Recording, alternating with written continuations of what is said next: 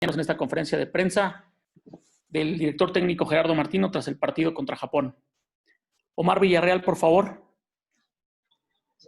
Gracias, Israel. Buenas tardes para todos. Profesor Martino, gusto saludarlo. Preguntarle sobre qué balance hace de este 2020 que de pronto, pues muy extraño, ¿no? En todos los sentidos, 10 meses parados, pero al final se cierra con estas 2 giras por Europa. ¿Cómo lo deja este año? ¿Qué balance hace de él? Gracias. Bueno, terminó siendo, en un año difícil, terminó siendo un año que pudimos aprovechar. Empezaba el 2020 con una situación muy difícil y no sabíamos cuántas posibilidades íbamos a tener de poder jugar. Seguimos, desde mi punto de vista, 4 partidos importantes. Hemos tenido muy buenos rivales exigentes. El aspecto de los resultados que fue muy bueno. Desde el juego me parece que fue bueno. Y también muy productivo porque cada uno de los 4 partidos hemos pasado por momentos y situaciones diferentes. Y eso nos da a los futbolistas mucha experiencia y a nosotros muchas referencias para ver de cara al futuro qué podemos repetir, qué debemos cambiar, dónde debemos corregir, seguramente pensando siempre que el equipo tiene un gran margen de mejora en todos los aspectos. Fernando Schwartz. Gracias, Isra. Buenas noches, Gerardo. Buenas Habías noches. dicho en la conferencia previa, y parece que lo tenías como profeta en la boca, de que el equipo tenía que aprender a sufrir y a poderse levantar. Y creo que hoy es uno de los primeros tiempos en todo tu ciclo donde el equipo más ha sufrido. Sí, fue el peor primer tiempo en líneas generales. Yo creo que la peor parte del equipo se vio en los primeros 20-25 minutos, donde fuimos totalmente superados, donde nos faltó intensidad, donde nos llegábamos permanentemente tarde y donde además manejábamos mal la pelota. Creo que en los últimos 15 minutos de ese primer tiempo alcanzamos a equiparar y a neutralizar al rival. No es que fuimos mejores, porque tampoco tuvimos llegada, pero sí creo que ya lo empezábamos a neutralizar. Y bueno, y recurrimos a una situación a la cual nunca habíamos recurrido, pero que evidentemente en esto hay que recalcar el tener presente siempre situaciones que los jugadores en sus clubes están jugando o han jugado en el pasado, y recurrimos a un doble contención porque necesitábamos más músculo, más presión, más intensidad. Lo hicimos con el ingreso de Edson. De alguna manera recreamos el Edson con Guido Rodríguez. En el caso de Romo recreamos el Romo Vaca o Romo Rivero y se alternaron bien. Uno siempre iniciaba y el otro oficiaba de volante central. Cuando tenía que romper uno hacia adelante lo hacía muy bien. Y ahí empezamos a ser mejores nosotros. No solamente lo igualamos desde la parte física y desde la presión, sino que también tuvimos pasajes de buen fútbol. Y de la misma manera que nos superó Japón en el primer tiempo, nosotros lo hicimos en el segundo. Ya empezamos a buscar un gol que se avisoraba, que se veía venir. Golpeamos como Japón no golpeó en el primer tiempo, no producto de la ineficacia de Japón, sino a 2 atajadas monumentales de Memo, ¿no? Gracias. Alejandro Orbañanos, por favor. ¿Qué tal, profe? Qué gusto saludarlo. Gracias, Isra. Fuerte abrazo para todos. Justamente le quería preguntar sobre esta situación que comenta de Guillermo Ochoa. Hoy regresa con la selección, muestra el nivel, muestra el liderazgo, muestra la calidad, evidentemente. Quisiera saber si en el tema, como en algún momento comparó a Raúl Jiménez diciendo que es el delantero titular y que todos los demás estaban conscientes de eso, hoy podríamos decir que Guillermo Ochoa es el arquero titular y que Talavera, Cota, Hugo y todos los demás deben de pelear por ganarle el lugar a él? Bueno, normalmente este ciclo ha sido así, Memo ha sido el arquero titular, está claro que tiene muy buena competencia, Talavera cuando lo hizo con Holanda lo hizo muy bien, Hugo el otro día tuvo una situación similar a las dos que tuvo Memo y nos protegió del 2-0, que hubiese sido difícil de poder remontar y nos dejó en partido. Cuando le tocó a Rodolfo también lo hizo bien, cuando le tocó a Jonathan también lo hizo bien, hemos tenido partidos importantes y bien jugados y ganados con ellos en el arco. Está claro que a lo largo de estos 2 años Memo ha marcado la diferencia y está claro también que tienen que seguir compitiendo por ese arco, ¿no?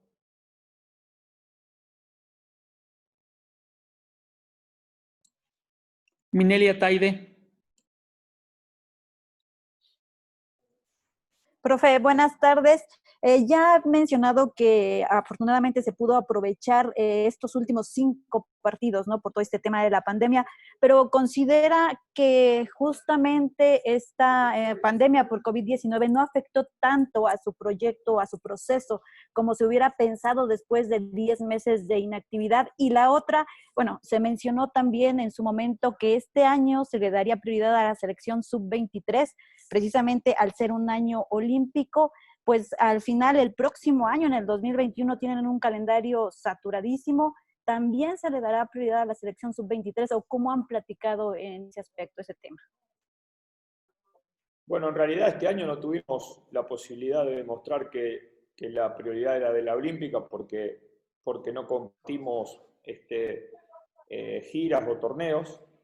Creo que el año que viene va a suceder si de alguna manera tenemos un año un poco más normal que evidentemente van a suceder. De hecho, hay un momento de competencia oficial donde comparte Juegos Olímpicos con Copa Oro y está claro que en la primera parte del año tenemos que resolver la gira de marzo con el preolímpico y fundamentalmente, si Dios quiere, los Juegos Olímpicos con partidos amistosos y Copa Oro. Está claro también, en el momento de la disputa de los Juegos Olímpicos, la prioridad la va a tener la sub-23 porque entendemos todos que es una linda posibilidad, una competencia oficial muy importante y vamos a valorar eso y a partir de ahí ya empezamos a pensar en la selección mayor porque lo próximo que se avecina son las eliminatorias. Respecto a lo que pasó este año, bueno, un poco lo dije antes, ¿no? En un año que se veía como muy anormal, con dificultades para imaginarse cuando el fútbol se iba a reanudar, digamos que hemos tenido la posibilidad de corregir esa situación, no porque la hayamos provocado nosotros, sino porque la pandemia es lo que ha regido nuestras vidas en todo el 2020, pero hemos terminado con 2 muy buenas giras, con 4 rivales importantes, exigentes y que nos plantearon diferentes tipos de dificultades, donde se pueden sacar muchas enseñanzas y bueno, digamos que de alguna manera terminó siendo un año productivo.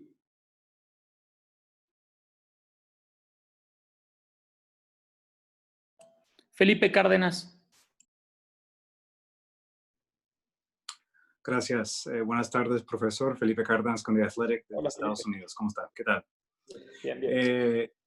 Profe, la selección de Estados Unidos ya tiene casi contemplado que afrontará estas competencias en el próximo año, eliminatoria, Copa Oro, Juegos Olímpicos con selecciones mixtas. Me imagino que eso es algo que usted ya tiene planificado. Si es así, ¿se consideraría jugadores que están en Europa para participar en algunos torneos que no son las eliminatorias en el próximo año? Gracias. Perdóname, pero no entendí, Felipe. ¿En qué momento contemplamos los jugadores de Europa? Sí, por ejemplo, para la Copa Oro, si habrá algún jugador mayor de 23 años que participará en los Juegos Olímpicos, o si los jugadores... Sí. Ok, Sí, si los bueno, jugadores europeos se dejarían libres solamente para la eliminatoria. no. Los jugadores, los que vinieron acá, por lo menos, ahí tenemos que informar a algunos otros, están informados absolutamente del calendario que tenemos de marzo a diciembre del año próximo. Y saben que tienen mucha competencia con selección, que tienen apenas una semana de vacaciones y que después van a pasar tiempo conmigo o con Jaime en la 23. Entonces, disponemos de todos. Obviamente hay prioridades. Para la segunda mitad del año las prioridades son las eliminatorias. Para mediados de año la prioridad es los Olímpicos, le sigue la Copa Oro, le sigue el Final Four, y después tenemos una etapa inicial donde hay un preolímpico que vamos a atender con los juegos amistosos que nos correspondan a nosotros. Pero no hay jugadores que nosotros tengamos pensado que porque juegan acá no juegan allá. Y los 3 mayores que elija Jaime para ir a los Juegos Olímpicos irán a los Juegos Olímpicos y no estarán en la Copa Oro.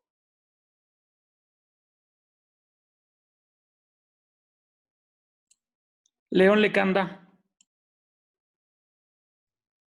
Profesor Martino, muchas gracias. Gracias, Israel. Buenas noches para usted. Le quería preguntar, en las conferencias de esta gira, y me parece que también en la previa en octubre en Holanda, un tema recurrente fue el encontrar siempre soluciones en la banca, el tener siempre alternativas y respuestas a un cambio de sistema de juego, pero también a las modificaciones de los jugadores, y parece que esa ha sido la constante. Es algo de lo que quizá pueda sentirse más tranquilo hoy el entrenador nacional, el decir, volteo al banco de juego y cuando necesito una solución, una respuesta en la cancha, hay quienes me la dan, no solo uno, sino 2 o múltiples jugadores. Gracias. Bueno, la verdad es que estamos hablando de un plantel de selección mayor. Entendemos que un seleccionado nacional de cualquier país tiene muy buenos futbolistas que empiezan y muy buenos futbolistas que están en la banca. Y la realidad también es que cuando los futbolistas que están en la banca dan la respuesta que hemos tenido nosotros, evidentemente no hay tranquilidad para los futbolistas que empiezan habitualmente jugando. Y entonces empieza a crear la competencia que nosotros entendemos y donde el de afuera dice, hay lugar si yo peleo, y el de adentro dice, no me tengo que dormir porque me ganan el lugar.